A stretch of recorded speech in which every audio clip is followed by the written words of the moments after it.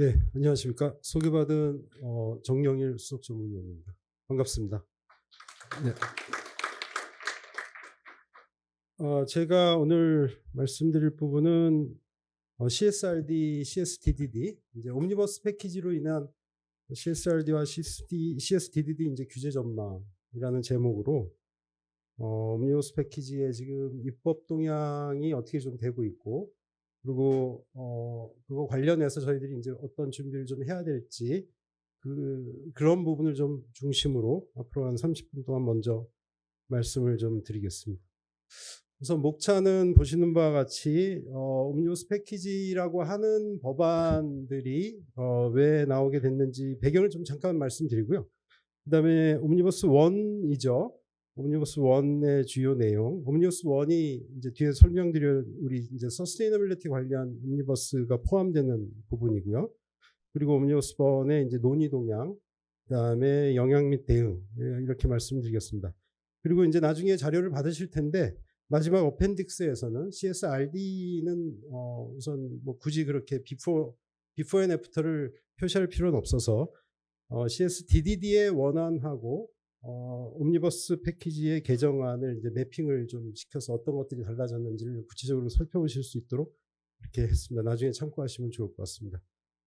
자, 우선 옴니버스 패키지 제안 배경은 뭐 간단히 말씀드리면 먼저 말씀을 드리기 전에 저희가 약간 좀 헷갈리시는 부분이 있는데요. 이제 우선 옴니버스 1에는 두 가지로 이제 제가 구분을 우선 했습니다. 하나는 이제 흔히들 stop the clock이라고 얘기하는 게 하나가 있고 80번 문서고요.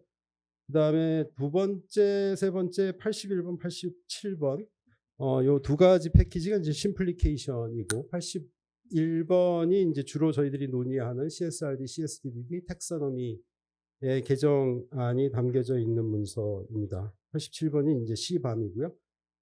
제가 이제 이렇게 나눈 이유는 아시는 분도 아시겠지만 이 패키지 중에 Stop the Clock 패키지만 지금 패스트 트랙을 넘어가서 지금 이미 결정이 된 거고요. 나머지는 지금 1-2번 심플리케이션은 이제 계속 논의가 진행되고 있어서 그걸 구분을 했습니다. 자, 아시다시피 뭐 저희 집행이 폼라이덴 2기 체제 출범 전부터 뭐 드라기 보고서나 경쟁력의 미래 뭐 이런 여러 가지 얘기로 이유가 과연 어떻게 서바이브를 하고 더 성장을 할 것인가에 대한 논의가 좀 지속됐는데요. 드라기 보고서는 사실 그 기존의 여러 가지 문제점을 제시를 했다고 하면 집행부 체제 출범 이후에 이제 경쟁력 나침판이라고 얘기하는 이 부분은 이제 향후의 방향성에 대해서 어떻게 할지가 나왔고요. 그거의 일환으로 이제 저희가 오늘 논의하는 옴니버스 패키지가 나오게 됩니다. 뭐 공교롭게도 2월 26일 날 클린 인더스트리얼 딜도 발표가 됐었죠. 그래서 드라기 보고서는 우선은 뭐 탈탄소, 안보, 디지털화 이 세 가지에 대한 향후에 이제 성장 전략의 꼭지를 좀 잡았고, 그거를 위해서 뭐가 필요한지에 대한 대부분의 이제 문제점들을 파악을 좀 독립적으로 좀 했었죠. 근데 보시다시피 어떤 뭐 서스테이너빌리티 관련 이슈들이 좀 셋백한 느낌이 좀 있긴 하지만 탈탄소라든지 디지털화라든지 안보 이런 부분에 방점을 찍으면서 여전히 서스테이너빌리티 관련 한 축은 놓지 않고 있었습니다. 이것을 이제 구체적으로 이제 경쟁력 강화를 위한 5대 기반 조치라고 해서 이제 3개 필러를 세웠는데 이노베이션이 들어가고 탈탄소하고 경쟁력을 붙여서 또 한 필러가 들어가고, 그다음에 이제 안보 지금 뭐 이제 유럽에 이제 벌어진 여러 가지 이제 안보 이슈들, 그다음에 리질리언스 여러 가지 이제 공급망 자립이나 이런 부분이 여기에 들어가는데 이 세 가지 필러에 이 호리젠탈하게 이제 심플리케이션서부터 어떤 것들이 필요한지가 혁신 과제의 하나의 축들로 5가지가 제시됐고, 그 중에 제일 첫 번째가 심플리케이션으로 이제 팔러스의 심플리케이션이나 뭐 이런 것들이 제기가 됐었죠.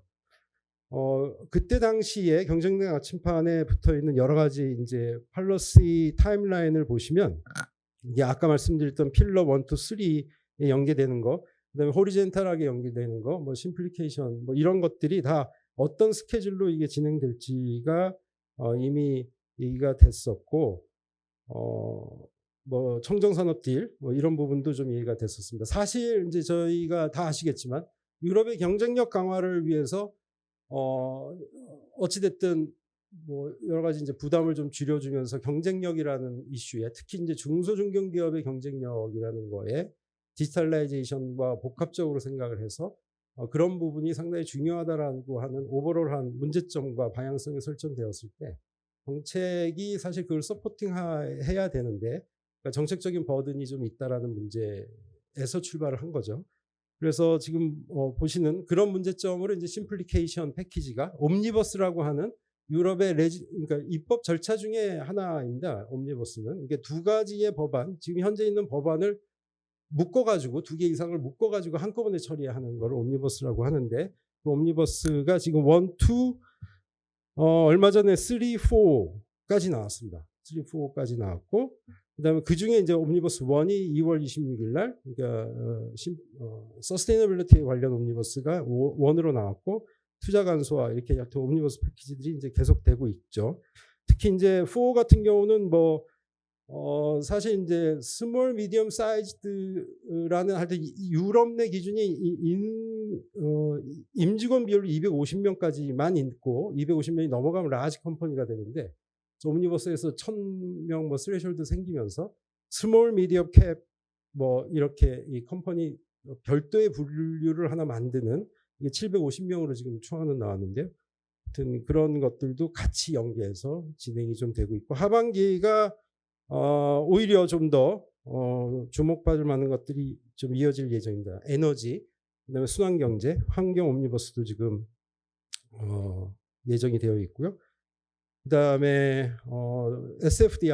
SFDR의 이제 EQ의 5월 2일 날 얘기는 이제 EC가 공식적으로 야 어떤 걸 고쳤으면 좋겠냐 이제 의견 수렴을 시작한 날이고요. 원래 법안 패키지는 4분기에 예정이 되어 있습니다. 그래서 서스테이너빌리티 전반에 대해서 여러 가지 것들이 지금 줄줄이 이제 계속 좀 예정이 되어 있다라고 이제 요컨대 말씀드릴 수 있을 것 같고요. 그래서 요약하자면 EU 경쟁력 관점에서 서스테이너빌리티 관련한 그 레귤레이션이 주는 버든을 좀 줄이고자 하는 게 목적이었다. 우리나라 기업들을 생각한 건 아니죠, 당연히. 네, 그래서 그건 저희가 잊지 말아야 되는 포인트고요. 그래서 그런 어떤 백그라운드를 가지고 지금 현재 나온 게 아까 말씀드렸던 옴니버스 1인데 1에서 1-1이 패스트 트랙으로 스탑 더 클락으로 이제 별도로 불리는 거고요. 그다음에 1-2가 심플리케이션이라고 얘기할 수 있는 두 부분이고 이제 그날 발표된 옴니버스 2도 또 있습니다.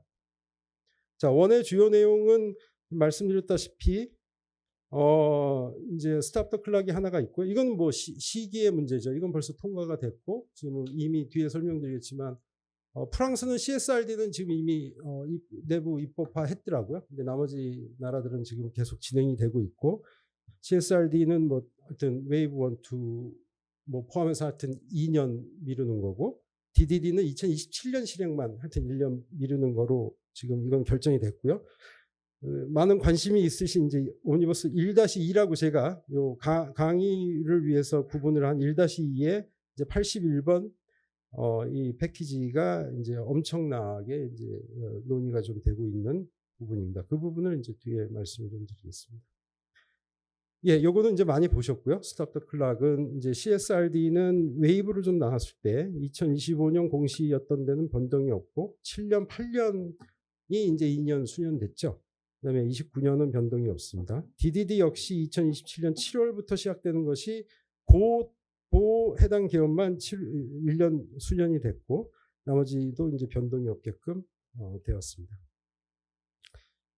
자, 1-2의 CSRD도 뭐 이미 많이 들으셨겠죠. 뭐 하여튼 보고 대상 기업 축소된 거, 그다음에 밸류 체인 캡이라는 것이 좀 생겼죠. 그래서 1000명 이하에 있는 기업들을 대상으로 해서는 VSME를 기준으로 자발적 보고를 할 수 있도록 했고 더 나아가서 정보 요구를 할 때 1000명 미만의 이제 가치 사슬에 있는 기업들에게는 이 VSME에 적혀져 있는 것을 넘어서는 홍보 요구를 할 수 없게끔 우선 방향성을 그렇게 설정을 했고요. 그리고 ESRS 지금 한참 수정을 하고 있고 10월까지 지금 ESRS도 수정안이 지금 마무리될 예정입니다.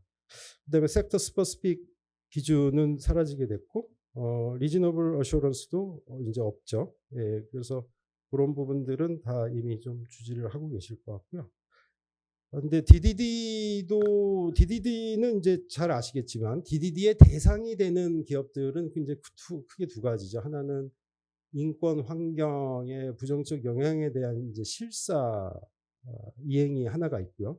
그래서 이제 DDD에서는 그게 서스테이너빌리티 실사인 거죠. 인권 환경의 그 부속서에 나와 있는 그 인권 환경적인 요소의 바이올레이션과 부정적인 영향, 그거와 연계되는 부정적 영향 관리 체계로서의 실사를 이제 이행을 해야 되고, 그 다음에 이제 두 번째는 기후변화 관련해서 의무사항이 좀 두 가지로 대별되는 의무사항이 있습니다. 첫 번째 원안은 뭐 실제 CSTDD 지금 현재 유지되고 있는 거죠. 이게 이제 개정 전에는 지금 현재 안이 이제 있는 거니까요. 그러니까 이거 뭐 잘 익숙하신 지속가능성 실사, 뭐 OECD나 뭐 유엔에서 얘기하는 크게 보면 6가지 컴포넌트가 여하튼 들어가 있는데 이제 실사라고 하는 것이 9조, 8조, 9조, 10조, 11조, 15조, 16조까지 이제 소통까지 해서 부정적 영향의 식별 및 평가, 예방 및 제거, 모니터링, 소통 이 4가지 플로우가 이제 돌아가는 게 이제 실사이고요. 그리고 보통 실사 서포팅 메저라고 하는 이제 체계 구축에 되어 있는 게 이제 전 정책 및 위험 관리 및 회사에 인터그레이션 시키는 게 한 축이고 또 하나는 이제 고충 처리 메커니즘. 왜냐하면 부정적 영향이기 때문에 거기에 빠져 있는 수렁에 빠진 사람을 구해내는 고충 처리가 당연히 실사에서는 아주 특이한 컴포넌트로 들어가기 때문에 이 두 가지 합쳐서 총 6개의 여러 가지 실사 체계의 컴포넌트들을 요구를 했습니다. 그리고 잘 아시다시피 여기서 부정적 영향이라고 하면 DDD에서 adverse impact라고 하는 것은 그 부속서의 인권과 환경에 물려 있는 그 환경 같은 건 국제협약의 문제고요. 인권 같은 경우는 뭐 여기 국제적인 여러 가지 규약과 그러니까 어떤 기본권들이 언급되어 있는 이런 것들에 대한 여러 가지 이제 어떤 바이올레이션이나 이제 나쁜 영향을 미치는 것이라고 정의가 되어 있습니다. 그래서 뭐 브로드한 부정적 영향이 아니고 딱 DDD에서는 이제 그것을 얘기한다는 것을 다 알고 계실 거고요. 근데 그것이 이제 옴니버스 1에서 이제 81번 다큐를 좀 뜯어보면 실제로 저 X는 개정안이 없는 거고요. X는 개정안이 없습니다. 그러니까 전체 플로우는 유지를 하고 개정된 내용이 있는 거는 뭐 여러분 초미의 관심사인 첫 번째 식별 및 평가에서 심층 평가의 대상이 이제 다이렉트 비즈니스 파트너로 특정된 거 그거 이외에는 뭐 그거 이외라고 할 수 없는 하여튼 큰 임팩트인데요. 하여튼 그게 바뀐 거고요. 그다음에 평가단에서는 전혀 문제 없고 그다음에 예방 및 제거에서 계약 관계를 종료시키는 것들 의무 규정을 이제 그 옵션 중에 삭제를 한 거 그거 하나. 그다음에 모니터링이 그전 1년마다 이 모니터링 제일 어려운 부분인데 하여튼 여러 가지 조치 그러니까 이게 예방 완화 조치의 어떤 효과적인 측면 그다음에 적절한가 이것을 모니터링하는 주기가 1년이었는데 이게 이제 5년이 된 겁니다. 그리고 나머지는 변동이 없고 뭐 스테이크홀더들의 범위가 조금 좁아지고 뭐 이런 건데 사실은 뭐 여기서 봤을 때는 전체 루프는 다 돌아가야 되는 거죠.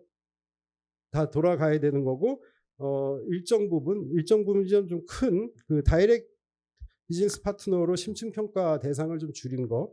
그 부분이 좀 제일 크고 모니터링 주기가 이제 5년으로 바뀐 거. 사실 그거 두 개를 빼고는 크게는 뭐 어떻게 보면 바뀐 게 없다고도 또 얘기를 할 수 있습니다. 그리고 기후변화 쪽은 뭐 이것도 제가 원문을 이제 이런 식으로 어펜딕스에 다 비포 앤 애프터를 개정한 거 이제 제가 이제 조항별로 비교를 좀 해놨으니까 그건 나중에 좀 살펴보시고요. 그 트랜지션 플랜을 어답트하고 이걸 또 이행을 put into effect가 있었는데 그게 이제 어답트만 남겨놓고 이행이라는 것을 좀 뺐죠. 그렇지만 뒤에 이제 부사절로 including implementation action이라고 하는 단어를 뭐 하나 붙였습니다. 그래서 뭐 크게 보면은 그러니까 이행 책임이 이제 명시적으로는 좀 사라지긴 했는데 여하튼 기본적인 트랜지션 플랜의 4가지 컴포넌트, 타겟, 타임 바운드 타겟이나 이런 뭐 이행 조치들, 그다음에 파이낸셜 플랜들 이런 것들은 기본적으로 다 유지를 하고 이것을 이제 채택을 해서 이행하는 거에 이행만 좀 빠져 있다. 이렇게 정리를 해서 볼 수 있겠습니다. 자, 그다음에 뭐 기타는 뭐 민사적인 책임, 뭐 순매출액 5% 상한 뭐 이런 벌금 삭제한 거, 이런 부분들은 회원국 27개국 간의 약간 형평이나 누가 먼저 좀 크게 이제 법적인 측면에서 먼저 조금 더 강화하고 뭐 조금 뭐 좀 떨어지고 그러니까 이런 것들을 좀 막고자 하는 레벨링 작업을 이제 같이 한 부분이 CSTDD의 중요한 내용입니다. 이어서 이제 그 원인데요. 원의 1-1은 패스트 트랙으로 이제 4월 14일 날 다 3자가 어그리를 좀 한 상황이고요. 그다음에 12월 요것만 이제 올해 12월 31일까지 트랜스포지션이 마무리가 되는 상황입니다. 그래서 그 중에 지금 프랑스는 CSRD만 RD는 지금 수년을 시켜놨고요. 나머지 나라들은 지금 계속 작업 중이겠죠. 그리고 1-2는 이제 노멀한 유럽의 이 입법 절차를 따르게 되는데 이게 보통 뭐 16개월, 뭐 24개월 왜냐하면 이제 집행위 잘 아시겠지만 집행위가 프로포즈를 하면 의회하고 이사회가 다 3자가 다 협의를 좀 해야 되잖아요. 그래서 보통의 경우는 16개월, 2년 뭐 이렇게 걸리는 작업을 뭐 심플리케이션 저희가 말씀드렸던 이 내용에 관한 레귤레이션은 이제 그런 절차대로 지금 계속 진행이 되고 있습니다. 그래서 옴니버스 1-2는 우선 중요한 거는 지금 약간 지금 의회의 디스커션이 되게 이제 엄청 벌어지고 있고요. 의회 디스커션을 위한 각 이제 정치 그룹별 리포팅이 6월 27일까지고요. 그 내용을 가지고 사실 3자 협의에 이제 맞춰서 표결을 하는 일정을 10월 13일까지 뒤를 박아놓고 있습니다. 그래서 지금 한참 논의 중에 있고, 그다음에 목표는 이제 올해 말에 이제 최종 표결을 하는 거로 예정은 하고 있는데요. 하여튼 주목이 좀 되는 이슈이고, 그다음에 이제 이 CSRD하고 연계해서 ESRS도 4월 25일 날 꽤 시간이 걸렸습니다. 프로포즈 그러니까 패키지 나오고 나서 한 2달여 걸쳐서 애플하고 수정 작업 계획안이 이제 통과가 됐고 지금 피드백 한참 받고 있고요. 근데 분석이 완료되는 게 이제 완료돼서 수정안을 이제 집행위에 전달하는 게 10월까지입니다. 그래서 이것도 지금 작업을 많이 하고 있는데 뭐 예상은 데이터 포인트를 뭐 많게는 60% 70%도 줄인다라는 얘기도 좀 있긴 한데 지금 하여튼 핫토픽으로 ESRS에 대한 논의도 되게 적극적으로 좀 진행이 되고 있습니다.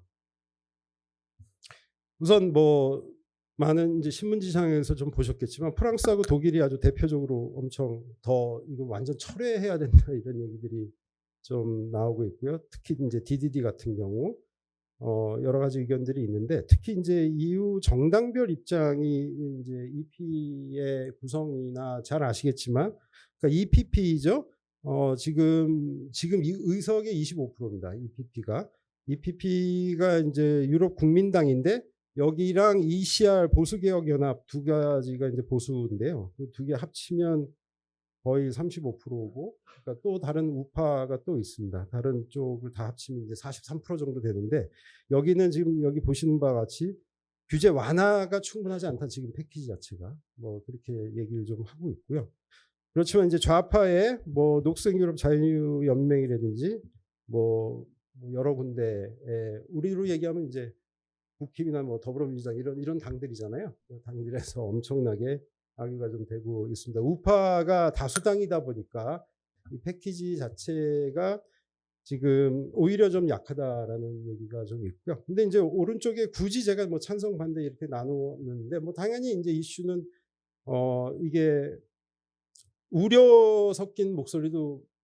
또 그만큼 있습니다. 뭐 경제학자들이라든지 특히 이제 네슬레나 아문디 뭐 EDF 같은 특히 프랑스 기업들 같은 경우는 오히려 규제 완화가 이제 유럽의 경쟁력에 허투한다라는 얘기를 좀 하고 있고요. 그다음에 많은 뭐 지속 가능성 관련 이니셔티브나 시민단체나 이런 분들은 우려 섞인 목소리들을 이제 공식적으로 좀 내고 있습니다. 그래서 이게 엄청난 악유가 벌어질 수밖에 없는 상황이라는 것을 뭐 인식을 하고 계실 겁니다. 그래서 얘기가 지금 되고 있는 거를 좀 정리를 하자면 대부분 규제 단순화에 대해서는 원칙적으로는 이거는 지금 얼마 전에 사실 그 유럽 어디죠? 예, 그 약간 진보 쪽인데요. 녹색 유럽 자유동맹의 이제 국회의원하고 그다음에 이제 덴마크의 코펜하겐 유니버시티의 이제 교수님 안드레아스 라스라고 하는 분하고 둘이 웨비나를 좀 했었습니다. 그래서 웨비나 자료를 좀 많이 참고했는데요. 공통적으로 하여튼 규제 단순화는 이제 필요하다고 인지를 하고 있지만 지금 이제 정당성이라든지 이 옴니버스 패키지 자체에 대한 정당성 이제 그리고 그걸 악용할 수 있는 이제 경험의 부족, 그다음에 실질적인 EU의 이제 입법 절차에서 스테이크홀더 컨설테이션이라든지 포럼이라든지 그다음에 특히 문제가 되고 있는 게 임팩트 어세스먼트가 있습니다. 이 레귤레이션에 대한 임팩트 분석을 항상 위반 절차에 하게 돼 있는데 그것도 되게 안 했었거든요, 요번에. 그래서 그런 여러 가지 절차적인 문제점 때문에 저기 제일 위에 있는 그 EU 옴부즈맨의 4월 26일인가 이제 한 6개, 7개의 시민단체가 공식적으로 제기를 했습니다. 이 여러 가지 정당성이나 이 옴니버스 패키지 자체에 대한 정당성에 대해서. 그래서 그거를 지금 계속 진행되고 있고요. 그런 부분들이 되게 뭐 정치적인 의사결정 이외에는 여러 가지 논리적이나 뭐 여러 가지 면에서는 상당히 좀 위크한 상태라고 볼 수 있습니다.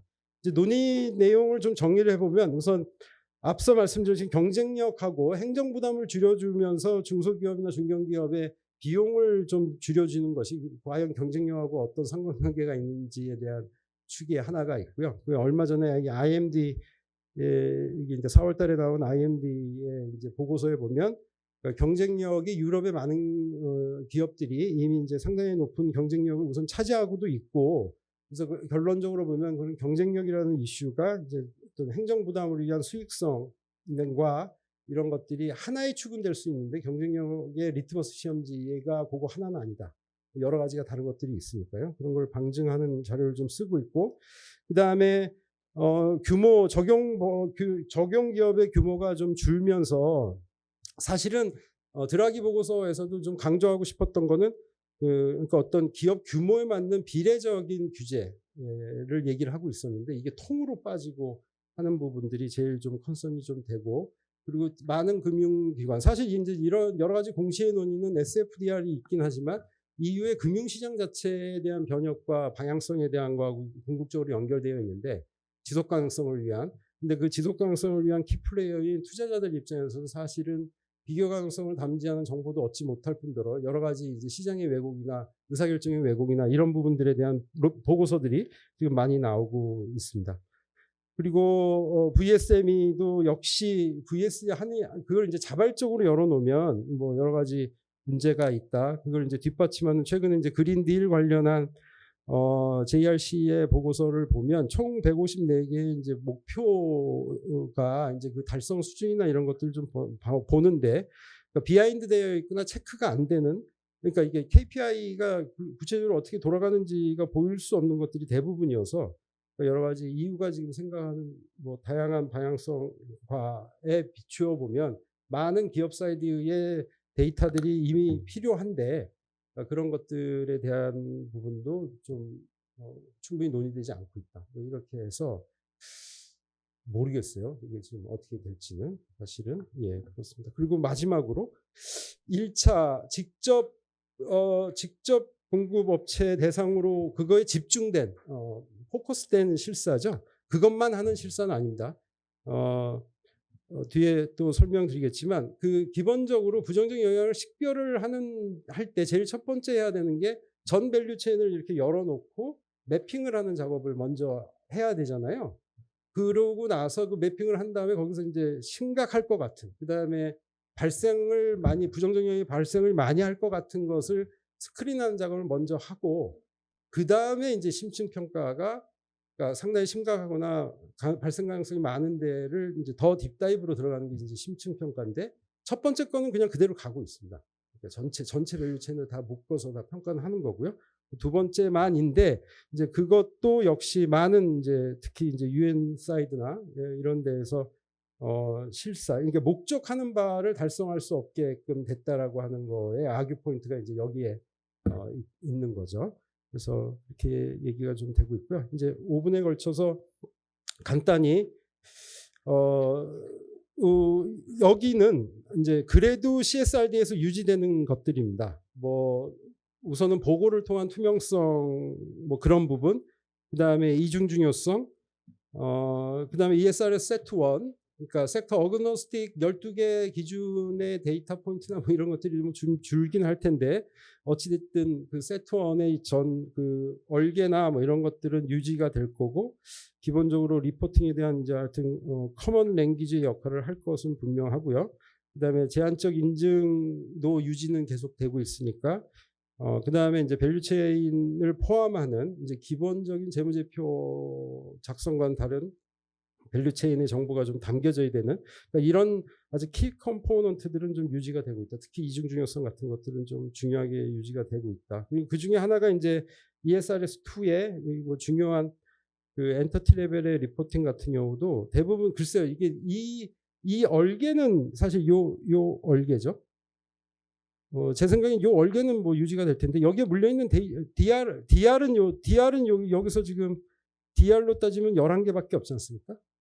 근데 여기에 물려 있는 데이터 포인트는 뭐 200 몇 개 정도 될 텐데, 그러니까 데이터 포인트가 줄 수는 있어도 이 얼개는 뭐 사실은 안 줄 수 있을 것 같은데요. 그래서 그런 부분에서 이제 실사라든지 그다음에 이중 중요성 이런 부분들은 여전히 뭐 좀 주는 함의가 분명히 있고요. 이중 중요성 논의 넘어가고 DDD 역시 뭐 실사 의무 대상 기업들의 경우가 뭐 우선 중요하겠지만.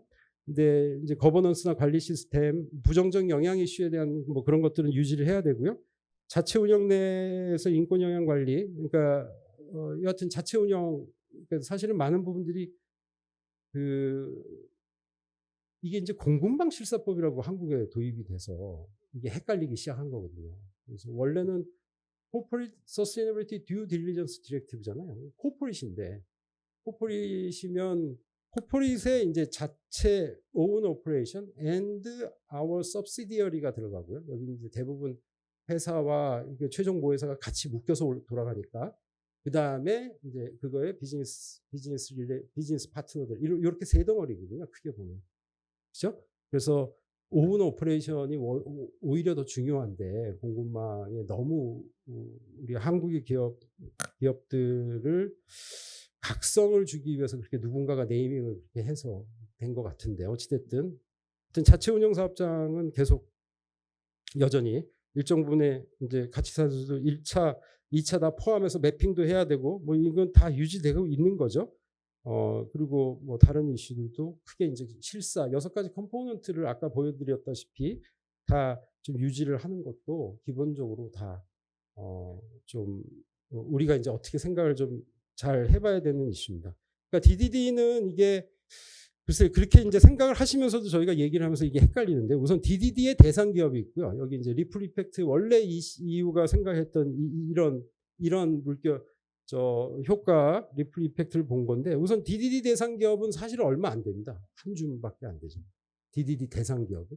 근데 대상 기업에 물려 있는 체인 오브 액티비티에 물려 있는 파트너 회사들이 뭐 훨씬 많고. 그리고 이제 그게 이제 2차로 넘어가서 물론 이제 더 훨씬 이제 글로벌의 전 기업에 영향을 미치는 이런 디자인을 한 거죠. 그래서 저희는 이제 DDD 대상 기업이냐 체인 오브 액티비티에 물려 있는 기업이냐에 따라서 우리나라 대부분은 이제 두 번째 카테고리이겠죠. 그죠? 그래서 그런 부분들은 좀 구분이 되는데요. DDD 원안 기준으로 지금 소모죠. 이 네덜란드 싱크탱크인데 소모에서 해보니까 이제 유럽은 처음에 이제 5,400개, 한국 기업은 19개 정도. DDD. 그러니까 DDD 되면 실사해야 되고, 그 다음에 기후변화 트랜지션 플랜 해야 되잖아요. 그러니까 그거를 해야 되는 게 이제 19개인 거죠. 그렇지만 이제 우리가 지금 여기 계시는 대부분의 기업들은, 물론 이제 첫 번째 DDD 대상 기업도 여기 계시는 줄 알고 있는데요. 많은 이제 활동 내 이제 파트너로서 우리가 이제 바이어들이 이제 그런 기업들이 대상이 된다 그러면 사실 DDD뿐만이 아니고 여러 레귤레이션의 영향이 좀 있고 그래서 우리에게 오는 이제 우리가 공급망으로서 이제 공급망 리스크 강화나 이런 것들이 계속 강화될 수밖에 없는 거에 노출되어 있다고 볼 수 있습니다. 그렇게 봤을 때 첫 번째는 이제 바이어들의 이제 ESG 리스크 관리나 뭐 이런 요구 사항이 엄청 커지는 거에 대한 대비가 필요하고요. 두 번째는 사실 저는 이 부분을 강조하고 싶은데 우리가 DDD 대상이 되지는 않아도 그러니까 DDD 실사라고 하는 게 이제 ESG 경영에서 차지하고 있는 그러니까 제일 첫 번째 부정적 영향 관리의 어떤 툴이라고 보면 DDD를 도입을 해서 이거를 저희가 내부에 체계를 시키는 작업도 좀 필요하다고 생각이 듭니다. 그래서 그 부분과 연계해서는 이제 실사가 워낙에 이제 이게 지금 UN과 이제 CSDD 그려보면은 좀 매날 이제 마찬가지 6가지 컴포넌트인데 사실 이게 ESG에서 사실 우리는 ESG나 CSR 도입을 할 때 이제 영향 관리나 뭐 이런 것들을 사실 인지를 좀 못하는 워딩이었습니다. 부정적 영향.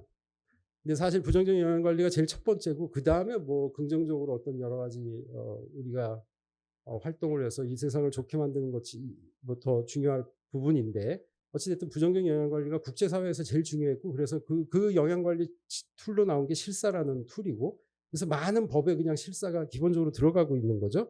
그래서 사실 이런 용어도 뭐 부정적 영향 관리라는 게 CSR과 RBA에서 그 리스판서블이라는 용어가 갖고 있는 기본적인 것도 부정적인 영향 관리에 있다. 그렇기 때문에 이런 법들이 다 레귤레이션화되고 있고 지금 많은 EU발 법의 실사, 듀 딜리전스라는 용어가 많은 우리 서스테이너빌리티에 다 들어가고 있잖아요. 특히 이제 공급망 관리에서 뭔가 부정적 영향에 대해서 관리 체계가 필요하다 그러면 다 실사로 들어가고 있습니다. 근데 실사하고 다르게 우리 M&A 실사나 어떻게 보면은 재고 실사의 실사는 어떻게 보면 인베스티게이션이라는 영어에 좀 가까울 텐데 인베스티게이션하고는 완전 실사는 다른 거죠. 그냥 들고 보는 게 아니고요. 그냥 부정적 영향 관리 체계로 이 PDCA 사이클이 돌아가야 되는 거니까 그러니까 그런 부분에서도 사실은 제일 기본화되고 있는 메서달러지다. ESG 경영에 뭐 그렇게 볼 수도 있지 않을까 싶고 그게 이제 이런 이중적용성이나 이런 거하고도 좀 연계되어 있는 포인트가 그래서 요컨대 기본이다. 부정적 영향 관리에서의 실사가 그렇기 때문에 그런 영향을 좀 자출 필요가 있다. 이렇게 좀 말씀을 좀 드리고 싶습니다.